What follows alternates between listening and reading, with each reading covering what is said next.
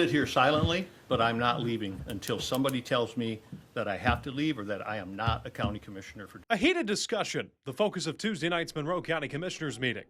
Here's what happened. After roll call, Brant himself acknowledged his attendance to the board. I'd like the record to show that Commissioner Brant, District 2, is present. Tension followed.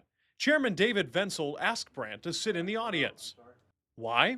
Because of his incarceration, he was no longer a registered voter, no longer a qualified elector, and therefore no longer eligible to serve in office.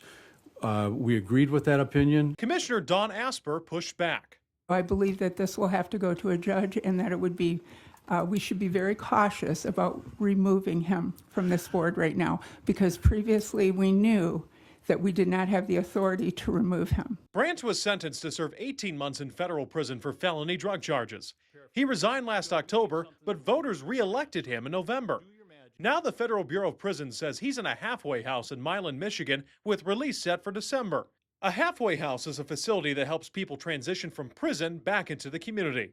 I think it's inappropriate for you to sit and act as a commissioner. Monroe County Attorney Philip Goldsmith wrote the opinion that commissioners voted to recognize in February, making Brant ineligible. He says a commissioner must remain a qualified elector, meaning both a resident and a registered voter. I came to the conclusion that since you were not a qualified elector, that you could not take office on January 1st. I agree with you. This board didn't have authority to remove you, and they didn't.